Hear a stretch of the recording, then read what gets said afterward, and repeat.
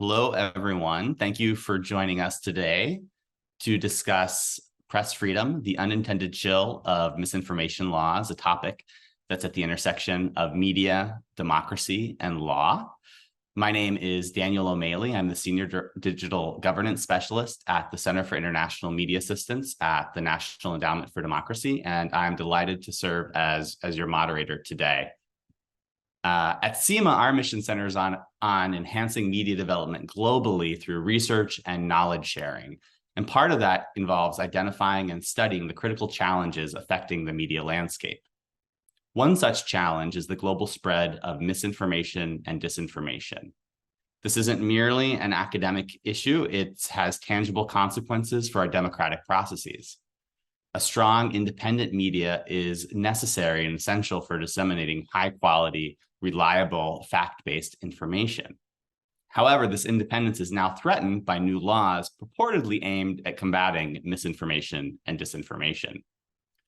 Navigating this issue reveals a complex landscape. Some laws genuinely strive to address misinformation in a way that aligns with human rights and democratic values. Others, unfortunately, serve as camouflage for authoritarian efforts to suppress dissent and limit media freedom. The result? Journalists and news organizations are increasingly finding themselves facing legal repercussions, further eroding press freedom. This is the focus of today's discussion, as well as a recent report titled "Chilling Legislation: Tracking the Impact of Fake News Laws on Press Freedom Internationally" by Gabby Lim and Samantha Bradshaw. And if you haven't already, I urge you to check out this report, which is available on CIMA's website at cima.ned.org. We're really pleased to have an expert panel on this topic today. Our panelists are Gabby Lim, co-author of the CIMA report, Janjira Sambutpunsuri, a political scientist and expert on Southeast Asia, Lina Attallah, founder of Egyptian independent news site Media Masr, and Dario Milo, a legal expert and member of the high-level panel of experts on media freedom. So now let me give you a quick overview of how today's session will unfold. First, I'm going to start off by giving you an introduction to our expert panelists so that you'll have an understanding of their perspective and what they bring to this discussion. Second, we'll move into a moderated discussion among the panelists. So each panelist will have about 3 to 4 minutes to respond to each kind of question, and this will ensure an engaging and lively discussion. And third and finally, we'll open the floor to questions from the audience. So be sure to start thinking about questions you might ask these individuals. So now that we've set the stage for today's discussion, let's turn our attention to the experts who will be guiding us through this topic. First is Gabby Lim. Gabby is the co-author of CIMA's report on misinformation laws and a doctoral fellow with Citizen Lab at the University of Toronto, where she is doing her PhD in political science. At Citizen Lab, Gabby's research focuses on information technology and security with a focus on media manipulation and censorship. Before Gabby joined Citizen Lab, she was a researcher with the Technology and Social Change Project at Harvard Kennedy School Shorenstein Center. Janjira Sambutpunsuri is a research fellow at the German Institute for Global and Area Studies, GIGA, and an assistant professor at the Institute of Asian Studies, Chulalongkorn University in Bangkok. She has a PhD in political science and international relationships and has extensively researched civil society, digital mobilization, and repression. Currently, she is leading the project at GIGA, investigating patterns of fake news allegations against civil society in Asia. Lina Attallah is the co-founder and chief editor of Media Masr, one of the last remaining independent investigative news outlets in Egypt. Lina leads a team of reporters that expose critical information with a current focus on political detainment and imprisonment. In response, Lina and her team have experienced harassment and arrest under various pretenses, including misinformation charges, which is the topic of today's discussion. So we're very glad to have her with us. And last but not least, Dario Milo is a member of the high-level panel of legal experts on media freedom and a partner at Weber Wenzel. He has led cases on free speech and media freedom in South Africa, including defamation, access to information, and disinformation issues. Dario is a global freedom of expression expert at Columbia University, an expert advisor to the European Commission on the Anti-SLAPP initiative, and editorial board member of the Journal of Media and Law. So now that we've had those introductions out of the way, I want to first ask Gabby, in your report, you've been looking at this kind of global phenomena, and I was wondering if you can share with us some of the kind of high level things that you found through this research between looking at the time period between 2011 and 2022. What is the current state of play in this area?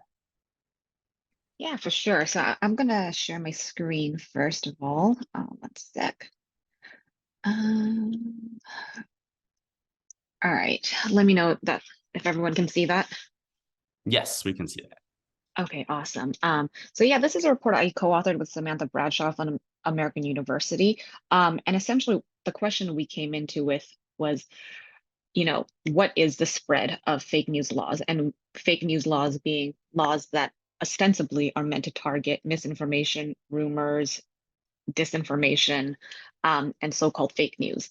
And so we put together a bunch of databases and we combed through news articles. And between 2011 and 2022, we tried to track every single country that passed a law targeting fake news. And so what we found was that there was quite a lot and a very wide range as well. So not just so-called authoritarian countries or liberal countries, but the whole spectrum, democracies as well. And and they're very different. And I'll get to that in a bit. But here's just a quick snapshot of countries that have passed these laws from just 2011 to 2022. So that's a pretty short span of time where we see basically a pretty quick uptick in these laws.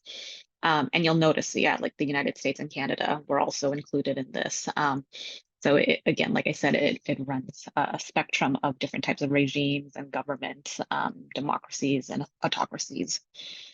Um, and so this is just another quick snapshot of the increase over time. And you can see, it really started to pick up around 2016 after, 2016 US presidential election, Donald Trump coining the term fake news. Um, and so around 2016, we start to see a rise. And that was actually one of our initial points. We wanted to see, okay, after 2016, do we see a difference compared to the years prior to 2016? And you'll notice in 2020 is the biggest jump in these laws, and that's because of COVID-19. And there were a number of countries that passed either emergency legislation or used COVID-19 as justification for passing some of these laws. So it's really interesting to see how certain events that happen are tied into this. And that spike is really telling. And then there's Oh, in terms of what was actually passed. So we had to look at some of these laws. Um, ah, all of these laws, I think 78 countries. Maybe Daniel, you can remind me what the numbers were: 78 countries, and a number of legal provisions. But the majority of the provisions are fines and imprisonment. I think those are some of the easiest go-tos for countries. You don't need any technical capacity for fines or imprisonment. Um, Under that, we have content controls. So this is mostly mandatory content removals or internet filtering. And in some cases, I believe in Singapore, there is the provision to have a forced correction served up to people who saw the alleged fake content, which is pretty advanced, I think. Um, and then lastly, administrative. And administrative is a pretty big bucket. It could be anything from um, a licensing regime, for example, or asking platforms to put out a public ad registry, which is what Canada did. So the last bucket it's pretty broad. But yeah, so that's just a quick snapshot of what are included in these laws. And then the very last thing, and something Dan mentioned, is what are the effects of these laws?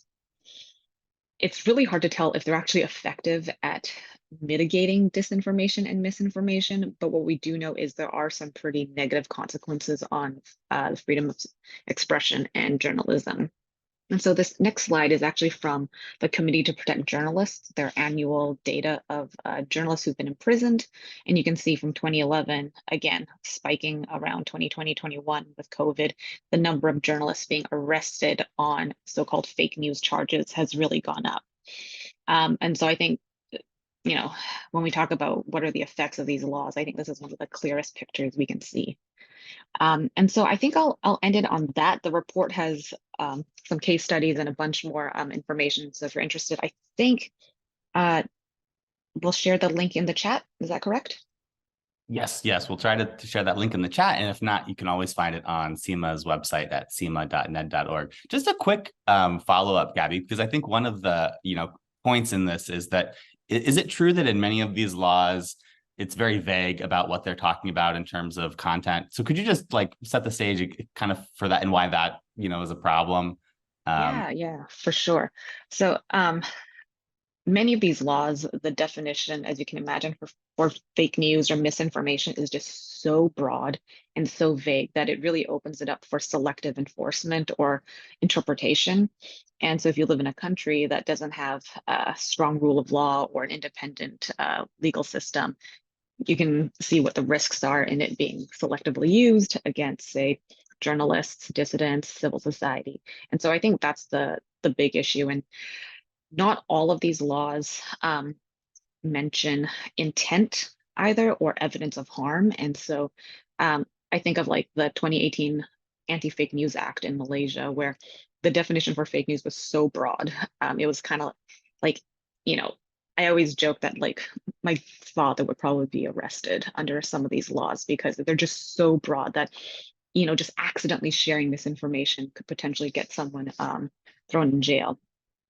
And so I think that's the biggest issue when it comes to why some of these laws are problematic. Great, great, thanks. Yeah, and I want to pick up on that topic now, moving over to Janjira. You've looked, and we just saw the map. We saw, Southeast Asia, clearly a region in which a lot of this type of legal and policy work has taken place between 2011 and 2022. And so I'm wondering what you're seeing in the region, especially where you have a number of authoritarian contexts. What does this mean, and what does this look like in practice? Right. Thank you. I think Gabriel's report is really important in highlighting the use of mis, dis, and malinformation laws in the context of weak rule of law, right? And in Southeast Asia, we see that parallel between the rise of what we saw lawfare or SLAPP, the use of laws to censor, to stifle civil society and restrict freedom of expression and assembly, so on and so forth. So lawfare has been a pattern in increasingly autocratized Southeast Asia. And when we say lawfare, what we mean by that is is the use of law, normally very partisan, implementation of the law to demobilize, to stifle, and to censor the opposition parties and civil society, right? And the partisan implementation is what we should stress here, because lawfare, when it comes to information-related laws, is part of information control and manipulation strategy in autocracies. And these are two sides of the same coin.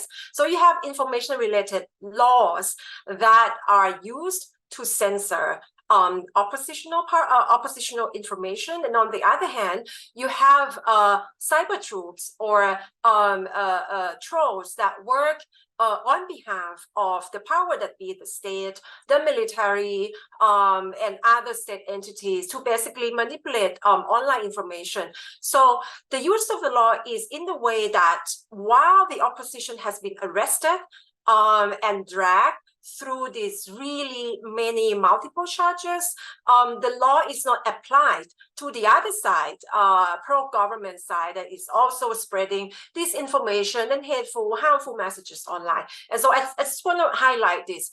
And second, lawfare is a part of repressing civil society strategy.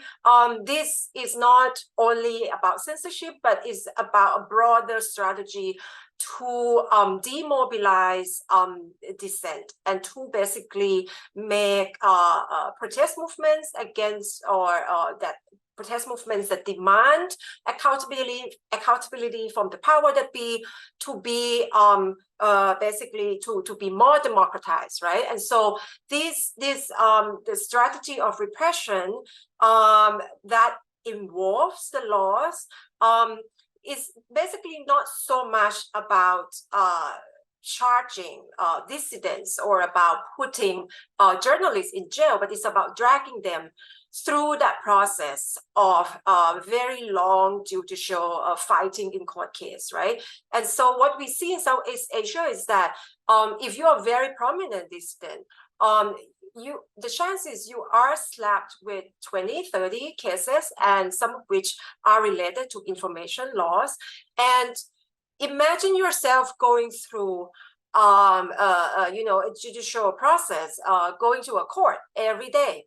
And basically your limited energy, time, and resources are expended on fighting these courses. And basically you don't have any time or capacity to mobilize or to pursue any activities that would keep the government in check anymore. So I think I just want to end it here, that these are, when we talk about lawfare in which MDM laws are situated, we have to look at the broader legal and repressive mechanisms of autocracies as well. Great. Thank you, Janjira. Yeah, I think the 2 points that stood out to me is really, how these are often selectively enforced and not, generally enforced, right? And so clearly the intent of governments shows through there. And then also, a really important point, these laws exist and they can be applied to any citizen. We're looking at them in the context of how they're used against the press, because often press are the canary in the coal mine in terms of trying to target and chill dissent. But really, these are applicable to anyone and can be used to kind of stifle broader dissent or social movements. I want to turn to Lena now, from Egypt, one of the last investigative journalist organizations in the country. And you've actually been targeted with these specific laws. So, we'd love to hear about, kind of what is your experience with that and how did that happen? Or not how did that happen, but, what was the impact on you? And what does that look like in your context? Thank you, Daniel. I think what we've been going through is by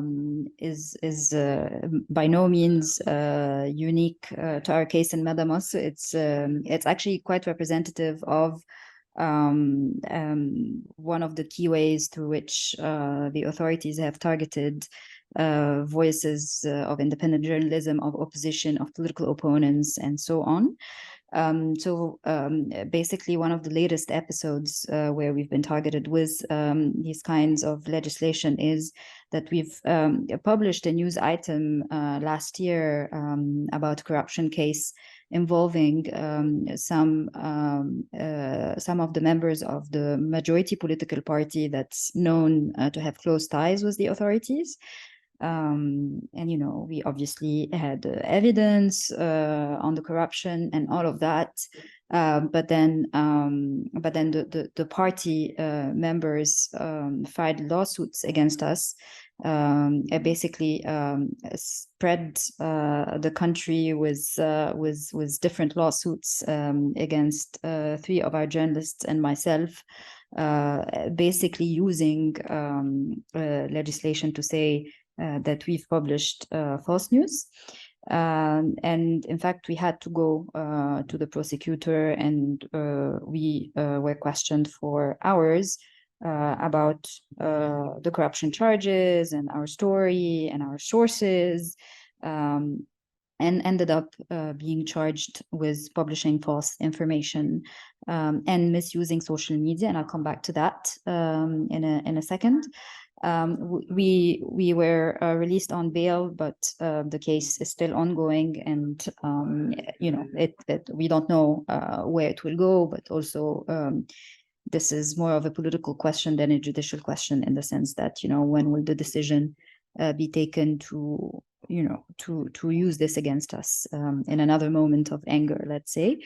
But what I wanted to come back to is that the dual charge of publishing false news and misuse of social media are very common charges that have several legal references in the Egyptian law, the penal code, the anti-terror law, the media laws, the cybercrime law. And notwithstanding the sources, the legal references, these two charges in particular have been used against so many people who are facing lawsuits, prison sentences, or are in prosecution or even in pretrial detention for something they've written on social media, an article they've published with a media, or an intervention they made on television, or what have you. So just to say that this is actually one of the most common thing that has been in use with with independent journalists, political opposition, and so on. Thank you for that perspective. And I mean, I think, one of the things that you highlight is the way that these laws are kind of used kind of to hang over the head of dissidents or journalists. And so it's kind of just one more thing that in some regimes they can use to kind of create that weight and that fear, which is a component of the chilling effect. And then also, I think one of the things that comes out in Gabby's report, Gabby and Sam's report as well, is that oftentimes these laws are focused on the rise of social media and the internet. So that they're not necessarily focused just on those types of, but it does seem like the rise of social media has caused more concern about this topic of disinformation. So, misuse, it's not surprising me that misuse of social media is implicated in this broader concern about misinformation and disinformation. I'm going to now turn to Dario. You're a legal expert on this and have been looking at, we've talked about the issue of lawfare, and it has many forms, this being kind of one component of it potentially. I'm kind of wondering about, what is an international perspective on these types of these laws. They're vague. They deal with content controls and information controls. At the same time, we know misinformation is a legitimate social concern, but do these laws kind of in general comply with international human rights and freedom of expression standards? Well, thank you, Dan, and good morning or good afternoon to your listeners, depending on where you are. Good evening. Firstly, can I congratulate Seema, Gabby, Samantha for this really incredibly compelling report. And one of the points I'd like to make in answering your question, Dan, is the importance of empirical research, which as a practitioner in the field, as a media lawyer, we will often be able to deploy in proactive test case litigation. So it's absolutely critically important that one continues to research these kinds of threats to freedom of expression and investigative journalism in the kind of compelling and comprehensive way that Gabby and Samantha have done. So thank you very much for that. For me, two aspects of the report are particularly striking. The first is the substantial proliferation in these laws in the last few years, which Gabby highlighted. Secondly, the fact that most of them have a criminal sanction, whether it's in the form of monetary fines or custodial imprisonment and prison sentences. And from a free speech jurisprudence point of view, those are the most extreme, the most disproportionate infringements of the right to freedom of expression in international law. And so just to take a step back, when one tests these laws under international free speech law, taking, for example, the Article 19 typology, they have to comply with fairly rigorous requirements. And of course, one would have to look at each law specifically. But certainly it's striking for me on analyzing the report that has been produced of how few of these laws would actually pass muster when one tests them against that typology. So if I can just briefly go into that in a bit more detail, Dan, the first requirement is that the law must be precise and clear. And you mentioned this in your introduction, which is that vague laws are struck down on that basis alone because they offend the rule of law requirements.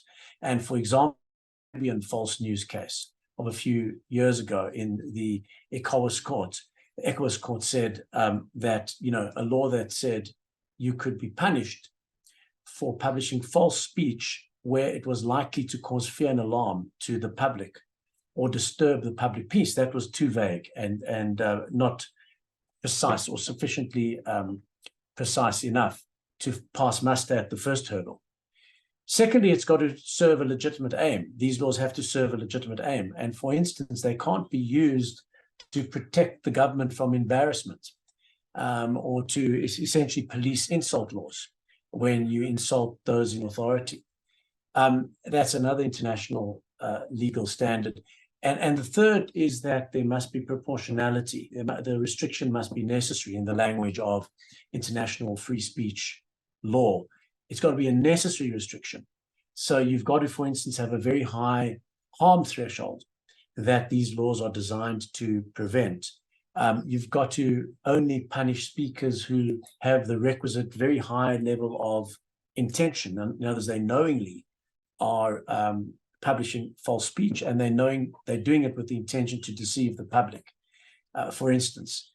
And also there has to be allowance for defenses such as opinion. You can't, as a matter of international free speech law, punish opinion as opposed to knowingly disseminating false statements of fact. So it seems to me that one has to, as a general proposition, approach these laws with great caution. Many of them will not pass muster under our international free speech regulations and law, and not least because ultimately they are designed to create, in many cases, given the context that you've heard already today, they in many cases are designed to create a chilling effect. You know, as Janjira mentioned, you know, the costs of fighting a lawsuit, not just the legal costs, but the emotional costs. Lena mentioned her terrifying experience in relation to fighting a criminal charge. And when one takes those points with Gabby's insight that these laws, in any event, don't appear to reduce disinformation or misinformation, which one would have thought would be their very rationale, but instead are used and abused to punish and to stifle journalism. When one takes that package, one then approaches these kinds of laws with a very, very heavy presumption against their compliance with international free speech law. Thanks, Dan. Great, thanks, Dario. And one of the things I was just recently at the Forum on Internet Freedom in Africa and Tanzania, and talking about this issue and looking at the data, there are 29 countries in Africa that have passed these laws that are captured in Gabby's report, which is roughly half of the continent. So it's definitely a region where we're seeing this continued issue. And I really thank you for kind of laying out, we understand that disinformation and misinformation are a social challenge with real concerns to our democracies, but as I think Gabby and Sam lay out in the report, a lot of what's happening doesn't seem to align with what would actually want to address the problem, but also align with international human rights standards and Article 19 and such. I want to come back to you, Gabby, because one of the things you highlighted is these kind of different moments, these socio-political moments in time when there's this increase. One was around 2016 when this idea of fake news kind of first captured global public attention. Around an election period, and then 2020 when we were dealing with a pandemic and scientific information was quickly developing, and there was concern about the spread of information that was not correct. I'm just kind of wondering about whether you expect this trend that you've seen to continue, and then also if you could talk about how do we find a balance between addressing the issue without infringing upon freedom of expression, press freedom, etc. Do you have any thoughts on that? Yeah, so to your first question on the trend, I actually kind of see this as an ongoing trend. Fake news laws aren't necessarily new. I think for many countries, information has always been criminalized in some way or shape or form in a variety of different ways, right? So if not fake news, it used to be rumors. Rumor mongering used to be criminalized. Prior to that, in a lot of, and I think Janjira could speak on this too, is former British colonies. They would have the Sedition Act. I think India, Malaysia, And so the Sedition Act, these colonial holdovers were used to target journalists and dissidents and political opponents as well. And so in some ways, fake news is like novel, but it's also not. It's just a long line of political tools that have been used against opponents and critics of the government. I do think we may see. Essentially, my fear has always been, if there's ever an issue that's tied to national security or public safety, it's got the potential to be used as a rhetorical device to pass certain legislation. So I think about, following 9/11, again, terrorism, legitimate issue. Same with misinformation, legitimate issues. But they become these hooks that then can be used by motivated governments to pass problematic legislation. And so I think fake news following 2016, then COVID-19 is just kind of a follow through with that. And so who knows what the next thing will be? Maybe another pandemic. Knock on wood, no. But there could be possibly another event or world phenomenon that grips people's attention that governments and politicians can use. So yeah, that's not a very great. It's not very optimistic. But to your second question, what can we do about this? Because certainly misinformation is a problem. I think one of the ways is to, in a sense, move it away from the court system. So trying to find alternative solutions that don't rely on just legislation.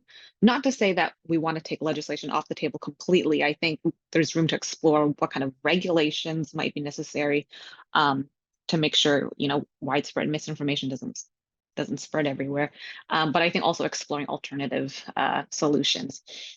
So if it's health misinformation, for example, should that be in the portfolio of law enforcement, or should we shift it to public health agencies? And, so I think trying to think of more creative solutions. I don't have an answer for you, unfortunately, but I think one way is, exploring alternative solutions, moving it away from law enforcement, in a sense, desecuritizing it. So not every misinformation is a national security threat.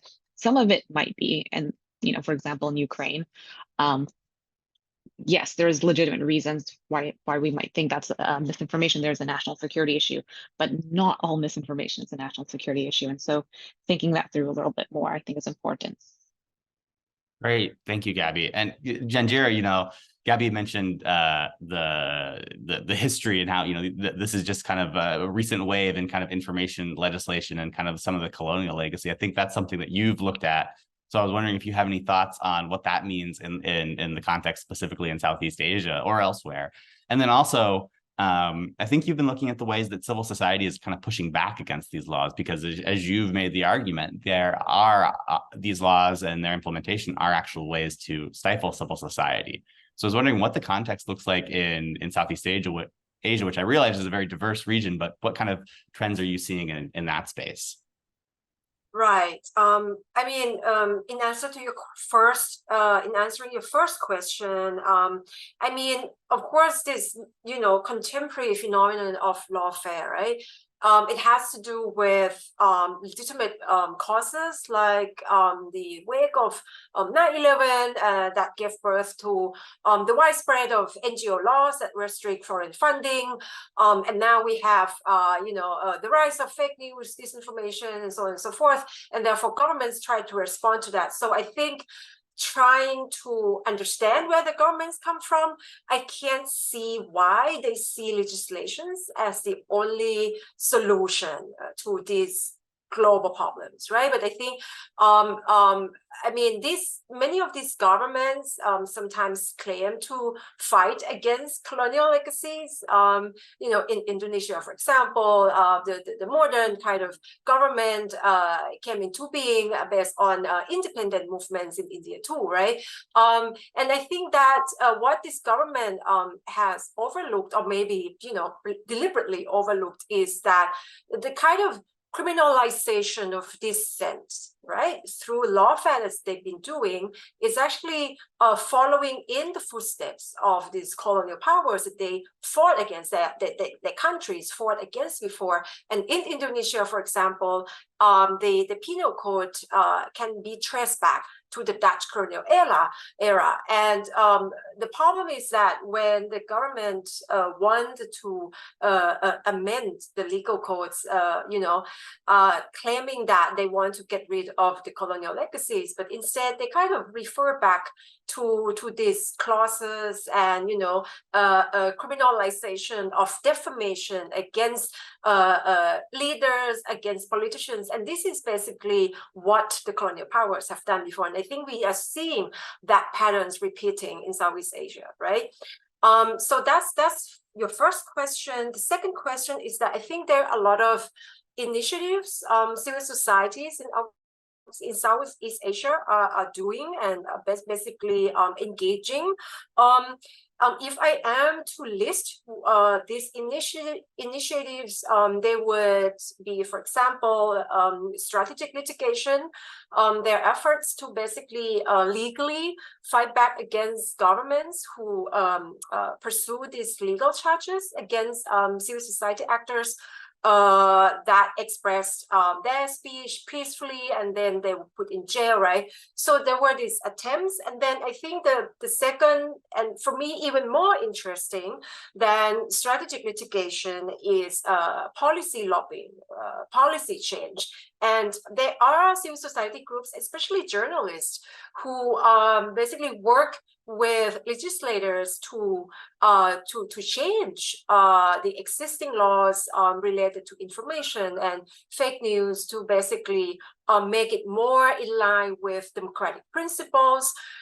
In other countries like Southeast Asia, like the Philippines, journalist groups, associations work with legislators to basically prevent the government from passing fake news laws. And I think working with policymakers, working with lawmakers is actually a more constructive approach to this. And I think, like Gabby said, showing them alternatives, a better way to curb mis and disinformation. And I think acknowledging that it is a serious problem in some extent, but and under a lot of circumstances, these are not security issues, these are not criminal issues, right? And I think in Malaysia, for example, we've heard that the journalists are getting together to find some sort of a journalist council to basically fact check and help creating a better, a more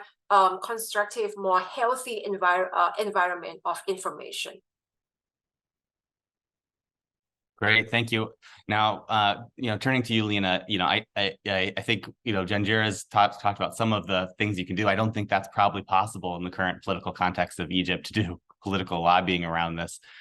But I have kind of two questions for you. One is, did this issue of national security, is that playing out in the Egyptian context in terms of your reporting and corruption? And then also, given the kind of context that you're in right now, what kind of room is there for resistance?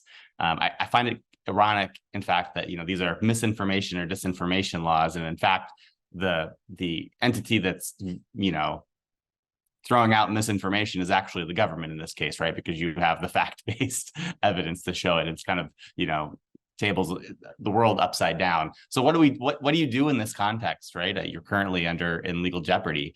Do you have any thoughts? Okay, so many things to say here, but maybe I start with this anecdote. In another ordeal we had with the authorities after also publishing an investigation that did not come to the liking back in 2019, and there was a raid on our offices, and again, a few of us got arrested, including myself. Back then, two different authorities within the Egyptian government published information about the reasoning behind the raid on our offices and the you know the reasoning behind it.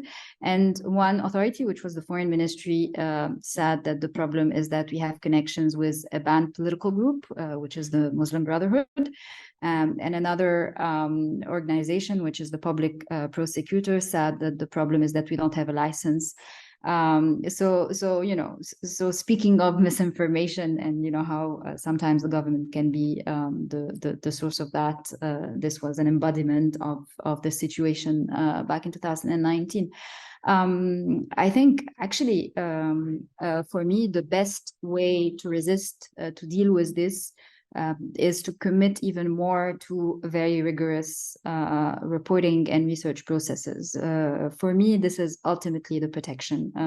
You know, we go to court with a lot of confidence, even though that we know that a lot of the times, you know, a lot of these cases are politicized, are bound to, you know, frighten us, are not necessarily based on any solid evidence, but we still go to court with a lot of confidence, knowing that we don't print something, we don't publish something until it's not just verified, but cross-verified. So basically, I feel like the main tool of resistance for us is to you know, the legal use of disinformation is actually information, simply put, you know. And this was always the defense lines we've used in all the different times we've had to face the courts. Now, on the question of national security, it's of course the main sort of hanger that mobilizes a lot of these cases. So, for example, the actual disinformation that happens in a much more habitual and socialized way, not the political disinformation sometimes perpetrated by the government, but the you know, the disinformation that you find about certain medicines on social media platforms, on social media networks, things that, you know, can be really harmful for people, is not the kind of disinformation that is dealt with whatsoever. And I'm not trying to say that this is the kind of disinformation that needs to be dealt with you know, through courts and prosecutions. I totally agree with Gabby on that. There should be other ways, you know, criminalization and over-criminalization. But just to say that national security is the big rubric and the big differentiator that makes some people pay price for what they say, regardless of whether it's disinformation or not, and other are left off of the hook, even if they are actually spreading extremely harmful disinformation. So, you know, one last thing maybe to say that, you know, the use of national security in Egyptian legislation is a very common you know, instrument to basically limit freedom of expression, which is a very common thing in different legislation, especially in contexts that are politically restricted like ours. But, you know, back in 2011, when the Egyptian revolution happened and there was an attempt to push for various progressive legislation, such as a freedom of information law, there was an active attempt to try and break down for once in the history of Egyptian law what national security consists of, basically just as an exercise to stop putting this very broad term that makes it very easy for people to be prosecuted. But of course, this law went nowhere, just as much as the revolution also did not go anywhere. So, I mean, thanks. That's very interesting. I mean, I think one interesting thing is really, it's the truth is ultimately what you're saying is your defense by, you know, making sure that you have, you know, that there's no way, because the truth is objective, it exists. And as much as the regime wants to say something else, if you have all of the evidence and facts, it's very hard to rebuff no matter what they do. And I think also, you know, just to thank you for the courage, because this is obviously a very difficult situation that you're dealing with. And so, you know, doing this work is courageous, because ultimately what they're trying to do is to stifle this type of and to chill this work. And I think the security issue is also, in some ways these laws, misinformation laws, but you're saying there's even a selective use of what they target in misinformation. Ultimately, it's the information that they think potentially targets national security or effectively the power of the regime. Dario, well, first of all, I want to our audience members, we're going to open up to question and answers just after Dario's response to my next question. So we're really interested in hearing what you have to say. So please submit your questions in the Zoom format, and then we'll try and get to as many of those as we can. But Dario, I want to come back to you. We're talking about, what can you do? We've heard from Janjira talking about how civil society is organizing in some spaces, policy advocacy can work. In other cases, such as in Egypt, that isn't really on the table. And we're talking about actually, it's going to be litigated.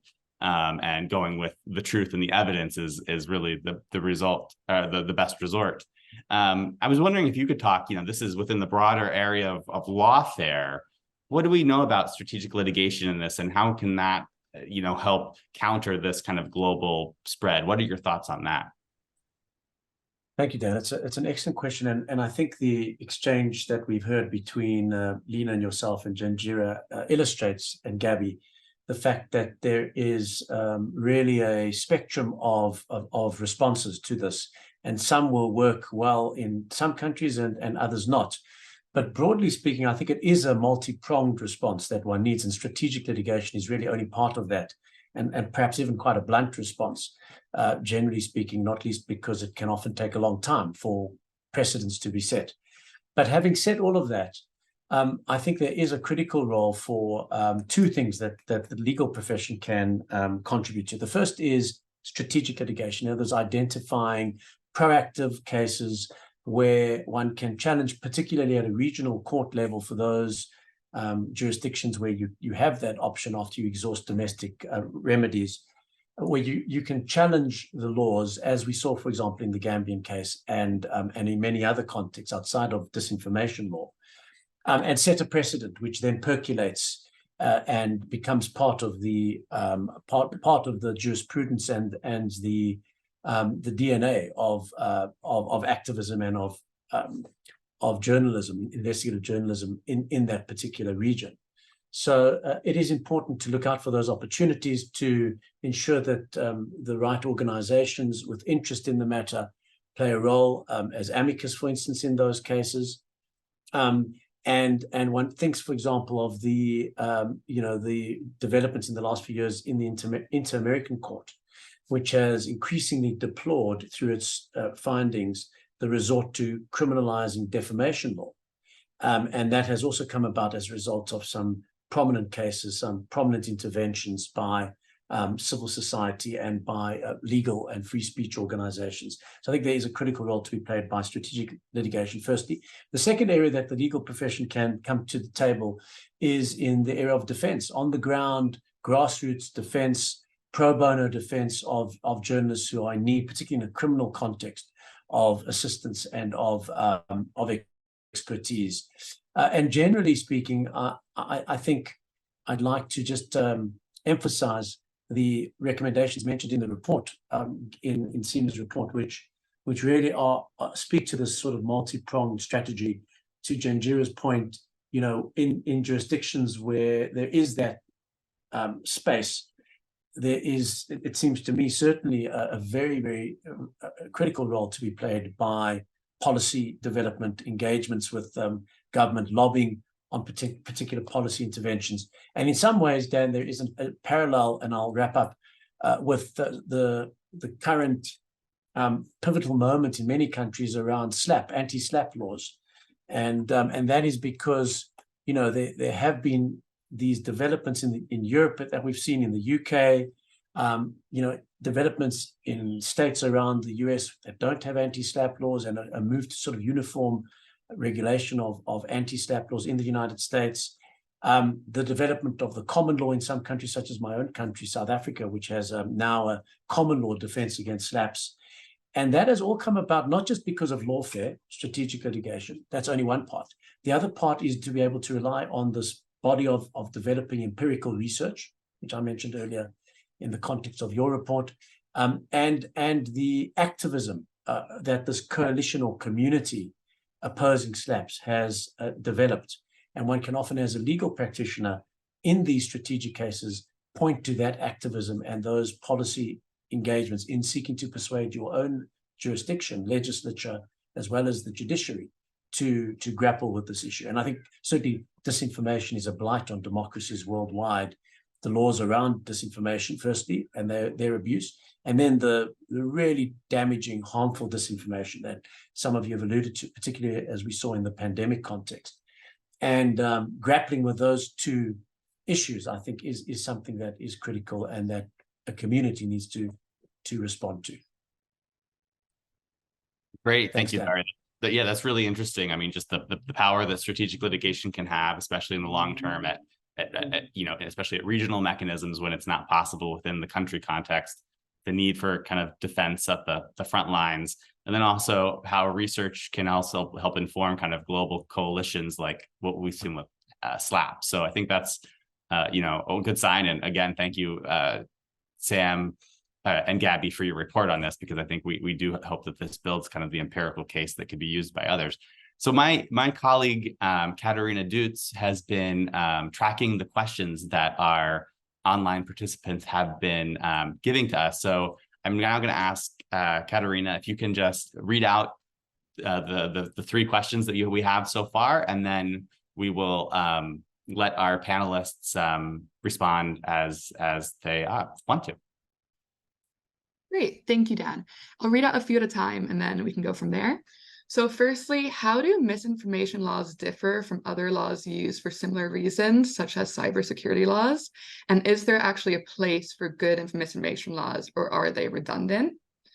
The next question specifically from Janjira, in the context of Thailand, what law or action could the government take to counter misinformation that does not undermine the freedom of expression? And then lastly, this question is aimed specifically at Lena. Could you expand further on the role of media organizations and civil society in your specific situation? Thank you. Great. Thank you, Katarina. So I think let's take the first one, which is a really good one. I'm going to throw it to you, Gabby, since you look at, this broader, the information controls, especially in the cyberspace. Well, what is that? How do they differ? Are they the same? Is this the same topic? What are your thoughts on this? Yeah, I think it really depends on the country and the context. There's definitely overlap, I think, with some of the bills against cybercrime, hacking, cyber fraud. There is a lot of overlap, and some of these really large cybercrime bills often include provisions about fake news or misinformation. So it really depends on the country.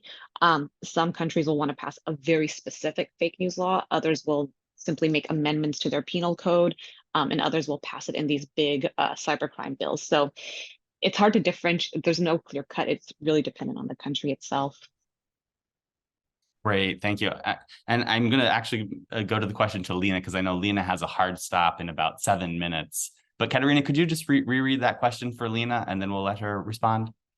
Yes, it was asking, in your situation, whether you could expand further on the role of media organizations and civil society. I mean, the main issue in Egypt right now is that the ecosystem has been so restricted that there aren't many independent media around that can have a collective role to counter misinformation or to counter the legal use of misinformation against the political opposition. It's a very restricted environment, and it so happens that we're in a country of millions and millions of people and only 1 or 2 independent media operating there. So it's a very dark situation we are in. But that being said, that puts us in a situation where we're constantly rallying with independent organizations in general who are producing knowledge, be it research centers or even human rights groups, even though they have a rights-based approach, but we rally together to, for example, share information, but also to share, defense mechanisms together, to also look up the patterns and, try to understand them, to publicize about them, but also to, develop our own defense mechanisms as they go around us. So there is a lot of communication that is happening in the very few organizations, civil society groups that exist, that are not exclusively media, just because there aren't many of us anyways, to share knowledge that, is useful for publishing, but also for our own survival and defense in moments of crisis. Great, thank you. I mean, I think it really speaks to the broader impact. Again, today we've been looking at kind of press freedom issues, but really these laws are about, stifling broader civil society, including the media. And so understanding how these different organizations work together, like, as you said, to share knowledge, or, civil society does work on anti-corruption that then can be useful for journalists covering those stories. So I think there is a relationship that's really important to think about when we think about what lawfare looks like and what these MDM laws are trying to do in terms of stifling dissent. Janjira, I want to get to you about this question, specifically in the context, I believe, of Thailand, and, how do you address this issue without undermining human rights and freedom of expression? What are your thoughts on that kind of really big, important question? Right, this is a great question, but just want to spend 2 seconds adding to what Lina just said. I think it's important that civil society across different contexts learn from each other, although the contexts are different. But I think that there are a lot of lessons to be shared and insights to be learned from each other. And I think one of the things that our project at the Giga tries to do is to put together these global insights, right? So best practices and in terms of strategies, what can civil society do to counter the misuse of the laws, and at the same time coming up with alternatives to curbing disinformation. So that's one thing. And the other is, I think that's really a billion-dollar question, how to tackle this information and at the same time conserving the principles, democratic principles of freedom of expression. I think that one of the few things that I heard civil society actors that our project have interviewed say is that, well, first of all, the vagueness of the definitions have to be changed. It has to be more specified, and this can be done through legislative procedures. And the power of civil society in terms of influencing legislative process is normally before the election, right? And I think civil society has learned better how to mobilize legislative power pre-election and basically make that a part of policy platforms of political parties. And I think basically when we talk about policy advocacy, we have to consider timing. We have to consider leverages where civil society can tap into. Great. Thank you, Janjira. Yeah, I think that first point about kind of global knowledge learning also speaks to kind of what Dario was talking in terms of the litigation space, what's happening in the Inter-American system, what's happening in ECOWAS. We can learn from the legal space, but we can also do the same thing, civil society and independent media wise. And I think also, the research shows that these types of laws and information controls happen around certain periods. We've looked at election periods, we looked at pandemic. And so we can anticipate, 2024, the year of a number of elections. And so that's really good advice to try and start strategizing in advance, because we can anticipate that some of these things may happen. And it would be good to go in advance with a strategy. So I know Lina has to sign off now, and we just want to thank you so much for your courageous work and your wise words today. And we'll let you continue on with your day. We're gonna so thank you so much, really, thank you. We're going to continue on with just a couple more rounds of questions, if we have a couple more, and then we'll have just some final thoughts from our remaining panelists about what we should do going forward. So, Katerina, do we have a couple more questions? Yes. A question for Dario. Are you aware of successful strategic legislation in international courts or top national courts against disinformation laws or clauses?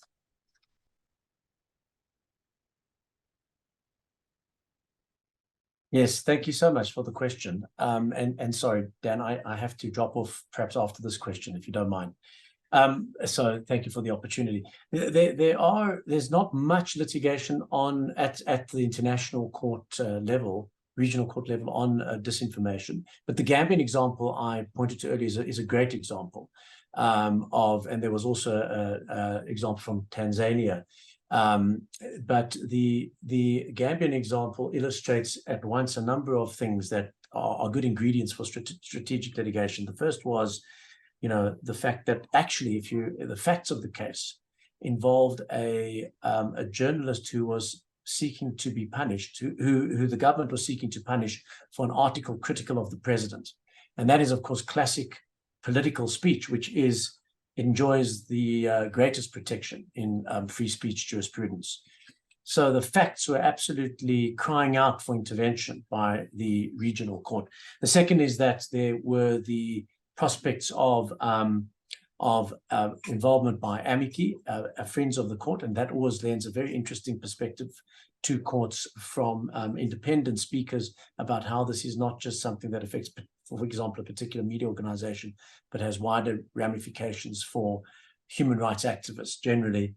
And then thirdly, as I mentioned, the rationale of the court there focused on the fact that it was a very vague law. And I was struck by Lena before she left, her testimony really about the fact that national security is being abused as a concept, as is so frequent in many of these jurisdictions. And again, the Gambian case illustrates the fact that often there is that low-hanging fruit where you can attack how vague these laws are and be able to persuade a court on that level. So only a few, I'm afraid, a handful of cases, but that's one immediately comes to mind because I think it illustrates the power of strategic litigation in a particular region. Great. Thank you. Thank you, Dario. And, thank you for your time. I understand that you also need to drop off. Really appreciate your perspectives. Thank you so much. And we are kind of running up against the limit of our time. So I'm going to take the prerogative as the moderator and kind of have, one last kind of question for our remaining panelists in lines of, just any concluding remarks you have, but also, what are the tools that we need to protect journalists, news outlets, civil society from these MDM laws? I think we've talked a little bit about that, but what is your going forward? Do you want to kind of recap some of the things you've mentioned, or what are the other things that we haven't been able to raise in this discussion so far? So we'll start with Janjira, and then I'll give the last word to Gabby. I'm not a journalist myself, but I think one of the things is that the allegation, in the name of fake news that we often found against journalists is that the media is not to be trusted because the media is a part of, this, fake news ecosystem, right? I think there is one constructive approaches that we heard from our interviewee and participants in the workshop in Malaysia is that how can journalists self-regulate and basically help to create a healthier information environment, right? And I think that when journalists can be a part of basically self-checking and fact-checking, self-regulating, I think you can have a better argument against harsh criminalization of disinformation. Great, thank you, Janjira. And Gabby, I know that you have a baby that is needing attention. You might have to run very quickly. What are your final thoughts? Oh man, so many thoughts. I think one thing we could think about is how do we counter some of these problematic laws? And I think it's something that Dario brought up as well.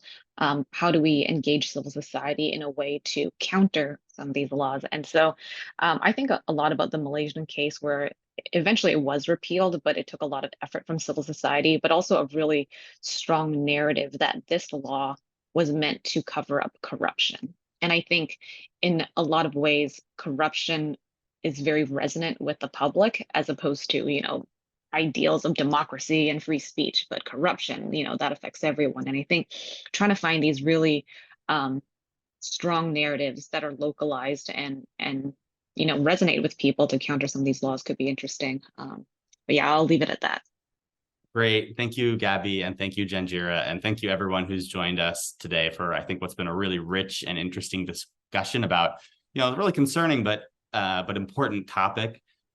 Ultimately, I think that, protecting media freedom is something that's not just up to the media, but it's up to all of us in civil society. These laws, in fact, are more broadly targeted against dissent, not just news media. So I think it's important to have these conversations and think about strategies across sectors, civil society, media, and legal professionals. So once again, if you haven't had the chance to read the report by Gabby and her co-author, Sam Bradshaw, please do check that out at cima.net.org. And you can also sign up for our newsletter if you want to stay up to date on all of our research. So thank you so much for everyone. And thank you, Gabby and Janjira, and have a great rest of your day wherever you are.